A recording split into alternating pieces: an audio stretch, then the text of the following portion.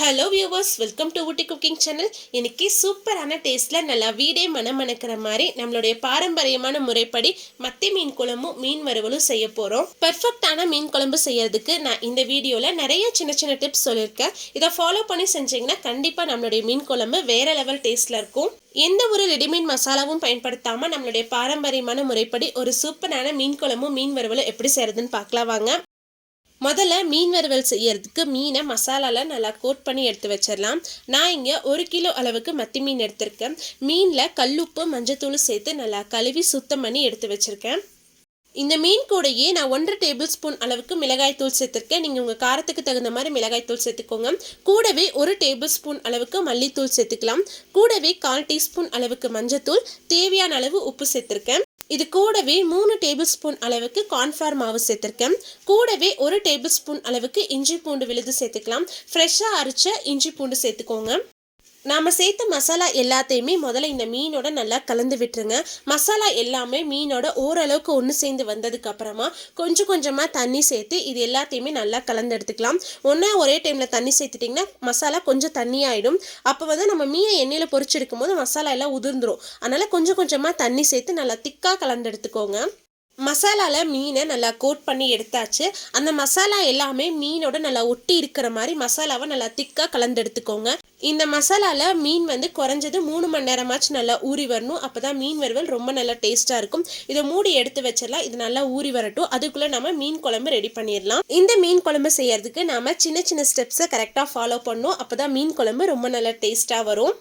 மீன் குழம்பு செய்யறதுக்கு முதல்ல ஒரு உரலில் 10 போல சின்ன வெங்காயம் சேர்த்துக்கலாம். கூடவே 1/2 டீஸ்பூன் அளவுக்கு சோம்பு சேர்த்துட்டு இதை நல்லா இடிச்சு எடுத்துக்கலாம். ரொம்ப நைஸாக இடிச்சு எடுக்கணும்னு அவசியம் இல்லை, கொஞ்சம் ரஃப்பாக இடிச்சு எடுத்தாலே போதும். சின்ன வெங்காயத்தை இந்த அளவுக்கு லைட்டாக இடித்து எடுத்துட்டு இதை வேற ஒரு பிளேட்டில் மாற்றி எடுத்து வச்சிடலாம். அதே உரலில் 1/2 கைப்பிடி அளவுக்கு பூண்டு சேர்த்துட்டு அதே மாதிரி ரஃப்பாக இடித்து எடுத்து வச்சிடலாம். இஞ்சி சேர்க்க வேண்டாம், வெறும் பூண்டை மட்டும் இடித்து எடுத்து வச்சிருங்க. அடுத்தது நான் இங்கே நல்லா பழுத்த 2 பெரிய சைஸ் தக்காளியை ரஃபாக கட் பண்ணி சேர்த்துருக்கேன். இந்த தக்காளியை ஒரு பாத்திரத்தில் சேர்த்துட்டு கை வச்சு நல்லா பிசைஞ்சு விட்டுருங்க. மிக்சியில் சேர்த்து அடிக்கக்கூடாது. நம்ம கை வச்சு நம்மளால் எந்த அளவுக்கு முடியுமோ அந்த அளவுக்கு தக்காளியை நல்லா மசிச்சு எடுத்துக்கலாம். தக்காளியை இந்த அளவுக்கு நல்லா மசிச்சு எடுத்து வச்சாச்சு.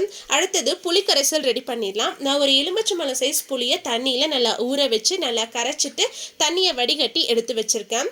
நான் 2 பெரிய சைஸ் தக்காளி சேர்த்தனால புளி கொஞ்சம் கம்மியாக தான் சேர்த்துருக்கேன். உங்களுக்கு புளியோட டேஸ்ட் ரொம்ப பிடிக்கும்னா நீங்கள் தக்காளியை கம்மி பண்ணிவிட்டு புளி கொஞ்சம் அதிகமாக சேர்த்துக்கலாம். இந்த புளி தண்ணி கூடவே நாம் உரலில் இடித்து எடுத்திருந்த சின்ன வெங்காயத்தையும் சோம்பையும் சேர்த்துக்கலாம். கூடவே குழம்புக்கு தேவையான அளவு மிளகாய் தூள் சேர்த்துக்கலாம். நான் 1.5 டேபிள் ஸ்பூன் அளவுக்கு மிளகாய் தூள் சேர்த்துருக்கேன். கூடவே 2 டேபிள் ஸ்பூன் அளவுக்கு மல்லித்தூள் சேர்த்துக்கலாம். மல்லித்தூள் கொஞ்சம் அதிகமாக சேர்க்கும் போது குழம்பு நல்லா திக்காகவும் நல்லா டேஸ்ட்டாகவும் இருக்கும். கூடவே 1/4 டீஸ்பூன் அளவுக்கு மஞ்சத்தூளும் குழம்புக்கு தேவையான அளவுக்கு உப்பு சேர்த்துக்கலாம். நான் கல்லுப்பு சேர்த்துருக்கேன். கூடவே 1 டேபிள் ஸ்பூன் அளவுக்கு சீரகத்தூள் சேர்த்துக்கலாம். நான் சீரகத்தை ஃப்ரெஷ்ஷாக உரலில் நல்லா இடித்து சேர்த்துருக்கேன். இந்த சீரகத்தூள் தான் குழம்புக்கு ரொம்ப நல்ல டேஸ்ட்டை கொடுக்கும். முடிஞ்ச அளவுக்கு ஃப்ரெஷ்ஷான சீரகத்தூள் சேர்த்துக்கோங்க. நாம் சேர்த்த மசாலா பொருட்களையும் சின்ன வெங்காயத்தையும் இந்த புளித்தண்ணியோட நாம் நல்லா கரைச்சி எடுத்துக்கலாம். இந்த அளவுக்கு நல்லா கலந்து எடுத்தாச்சு. இது இருக்கட்டும். அடுத்தது மீன் குழம்புக்கு நான் 1 கிலோ அளவுக்கு மத்தி மீனை நல்லா கழுவி சுத்தம் பண்ணி எடுத்து வச்சுருக்கேன்.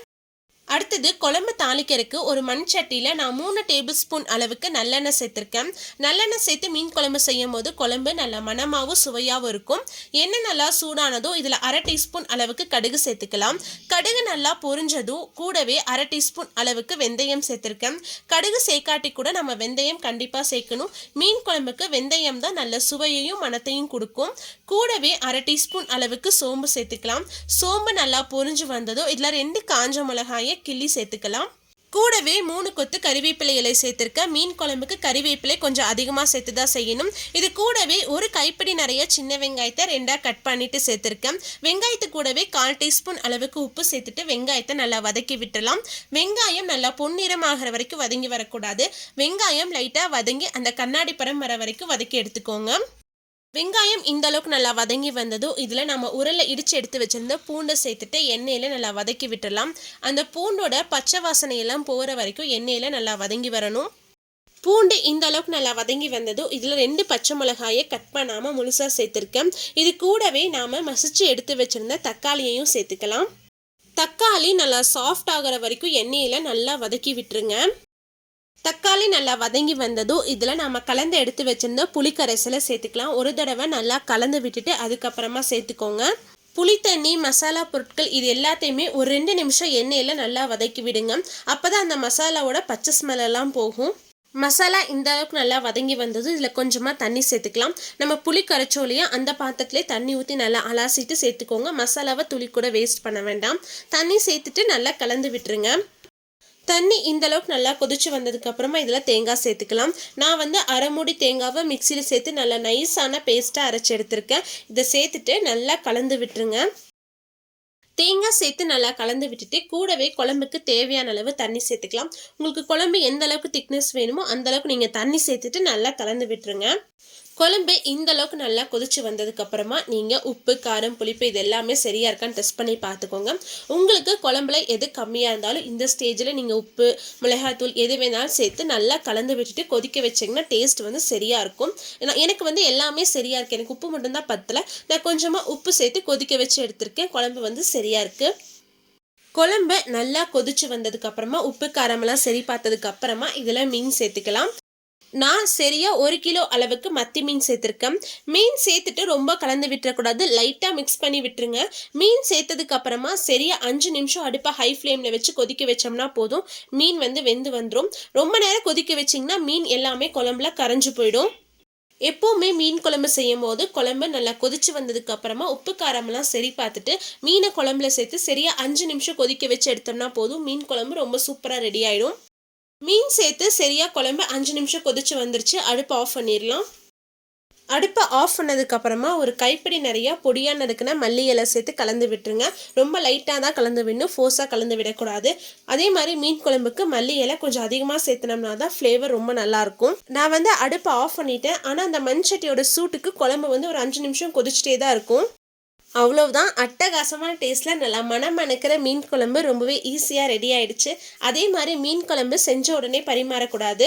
ஏன்னா நம்ம மீனை சரியா 5 நிமிஷம் மட்டும்தான் குழம்புல குக் பண்ணி எடுக்கிறோம். குழம்போட ஃப்ளேவர்ஸ் எதுவுமே மீனில் இறங்கியிருக்காது, மீனோட ஃப்ளேவர் எதுவுமே குழம்புல இறங்கியிருக்காது. அதனால நம்ம குழம்பு செஞ்சு வச்சு மூடி வச்சிருங்க. ஒரு 1 மணி நேரம் கழிச்சு குழம்பு பரிமாறும் போது மீன் குழம்பு ரொம்ப நல்லா டேஸ்ட்டாக இருக்கும். செஞ்ச உடனே நம்ம குழம்பு பரிமாறதை விட ஒரு 1 மணி நேரம் நம்ம மூடி வச்சுட்டு அதுக்கப்புறமா நம்ம குழம்பு பரிமாறினோம்னா இன்னும் ரொம்ப நல்ல டேஸ்ட்ல இருக்கும். இது ஒரு சின்ன டிப் தான், கண்டிப்பா ட்ரை பண்ணி பாருங்க. அடுத்தது மீன் வறுவல் ரெடி பண்ணிடலாம். நம்ம ஏற்கனவே மீனை மசாலால நல்லா கோட் பண்ணி எடுத்து வச்சிருந்தோம். மீனும் மசாலால நல்லா ஊறி வந்திருக்கு. நான் வந்து இன்னைக்கு மீனை வந்து தவால தான் ஃப்ரை பண்ணி எடுக்க போறேன். நீங்க டீப் ஃப்ரை வேணாலும் பண்ணி எடுக்கலாம். தோசை தவால நான் வந்து கொஞ்சம் அதிகமாக எண்ணெய் சேர்த்துருக்கேன். உங்களுக்கு எந்த அளவுக்கு ஆயில் வேணுமோ நீங்க அந்த அளவுக்கு சேர்த்துக்கோங்க. எண்ணெய் நல்லா சூடு ஆனதுக்கு அப்புறமா இதுல ஒவ்வொரு மீன் துண்டுகளா நம்ம உள்ள சேர்த்துடலாம். எண்ணெய் நல்லா சூடானதுக்கு அப்புறமா அடுப்பை மீடியம் ஃப்ளேம்ல வச்சுட்டு மீன் துண்டுகளை சேர்த்துக்கோங்க. மீன் வந்து கீழ்ப்பக்கம் நல்லா வெந்து ரோஸ்ட் ஆகி வந்ததுக்கு அப்புறம் தான் நம்ம திருப்பி போடணும். நம்ம இடையிடையே நம்ம மீனை திருப்பி போட்டு டிஸ்டர்ப் பண்ணிட்டே இருந்தோம்னா மசாலா எல்லாமே எண்ணெயில பிரிஞ்சு போயிடும், மீன் துண்டுகளும் உடஞ்சிரும். அதனால கீழ்ப்பக்கம் நல்லா வெந்து ரோஸ்ட் ஆனதுக்கு அப்புறமா திருப்பி போட்டு 2 பக்கமும் நல்லா ரோஸ்ட் ஆகிற வரைக்கும் பொறுமையா பொரிச்சு எடுத்துருங்க. மீன் வந்து 2 பக்கமும் நல்லா வெந்து வந்ததுக்கு அப்புறமா எக்ஸ்ட்ரா ஒரு 2 நிமிஷம் நம்ம மீனை திருப்பி போட்டு நல்லா ரோஸ்ட் பண்ணி எடுத்தோம்னா மீன் வறுவல் வந்து மேல் பக்கம் சாப்பிட்றதுக்கு ரொம்ப நல்லா கிறிஸ்பியா இருக்கும். மீன் துண்டுகள் எல்லாமே எண்ணெயில பொரிஞ்சு பார்க்கறதுக்கே ரொம்ப கலர்ஃபுல்லாக ரொம்பவே சூப்பராக ரெடி ஆயிடுச்சு. இதை எடுத்து வேற ஒரு பிளேட்ல மாற்றி வச்சுட்டு மீதம் இருக்க எல்லா மீன்களையுமே அதே மாதிரி எண்ணெயில பொரிச்சு எடுத்து வச்சிடலாம். மீன் வறுவல் ரொம்பவே சூப்பராக ரெடி ஆயிடுச்சு. உங்களுக்கு பார்க்கும் போதே தெரியும் மசாலா துளி கூட எண்ணெயில பிரிஞ்சு போகலை. மீன் வறுவல் பார்க்கறதுக்கே நல்லா கலர்ஃபுல்லாக மேல் பக்கம் நல்லா கிறிஸ்பியாக நம்ம கடைகளில் சாப்பிட்ற அதே டேஸ்ட்டில் இருக்கும். கண்டிப்பாக நீங்களும் ட்ரை பண்ணி பாருங்கள். அவ்வளவுதான். ரொம்பவே சூப்பரான டேஸ்ட்டில் வீடே மணக்கிற மாதிரி கிராமத்து ஸ்டைலில் மீன் குழம்பும் மீன் வறுவலும் ரெடி பண்ணியாச்சு. கண்டிப்பாக இதே மாதிரி நான் சொன்ன சின்ன சின்ன டிப்ஸை ட்ரை பண்ணி நீங்களும் செஞ்சு பார்த்துட்டு எப்படி இருந்துச்சுன்னு மறக்காமல் கீழே கமெண்ட்ஸில் சொல்லுங்கள். உங்களுக்கு இந்த வீடியோ பிடிச்சிருந்தா லைக் பண்ணுங்க, ஷேர் பண்ணுங்க, மறக்காம ஊட்டி குக்கிங் சேனலுக்கு சப்ஸ்கிரைப் பண்ணுங்க. மீண்டும் அடுத்த ஒரு ரெசிபியில் சந்திப்போம். பாய்.